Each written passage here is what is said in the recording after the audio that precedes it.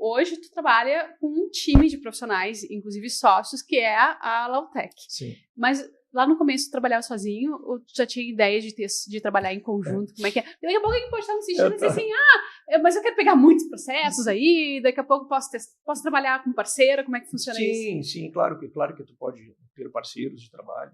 Isso normalmente é o que ocorre. Mas no começo tem um limite físico, né?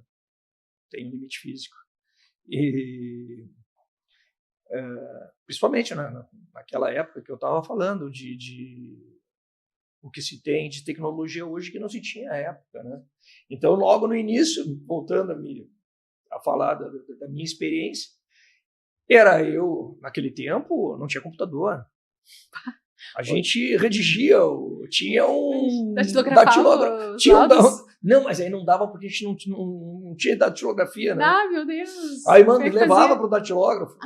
Sim. Aí ele chamava, olha, vem aqui, lê, vê se está ok. Mas era muito rudimentar. Imagina, ia e voltava de certo. Então, os desafios eram gigantes. Agora já que tu tá tocando nesse assunto, eu vou te perguntar algo que talvez quem esteja em casa pode ter essa dúvida também. A IA, por acaso, não pode, porventura, não vou dizer substituir, mas invadir um pouco a área do perito? Se você coloca ali um problema, uma questão, e daqui a pouco a própria IA te responde, já dá o laudo pericial pronto, como é que funciona aí? Como é que tu enxerga isso? Eu particularmente enxergo, eu tenho usado inteligência artificial.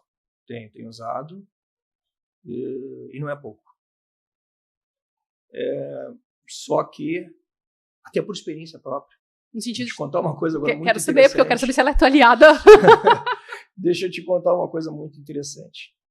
Esses dias, sabe que engenheiro, ele gosta de deduzir fórmulas, né? E eu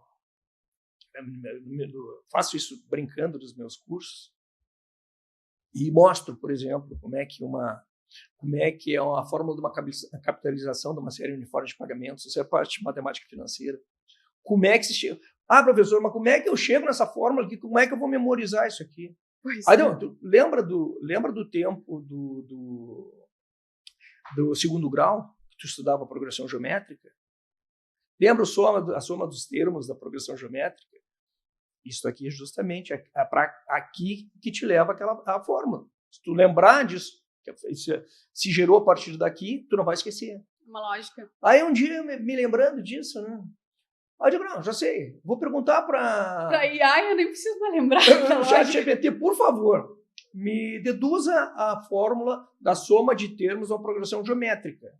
E me dê um exemplo. Eu dei a fórmula, tudo certinho ali.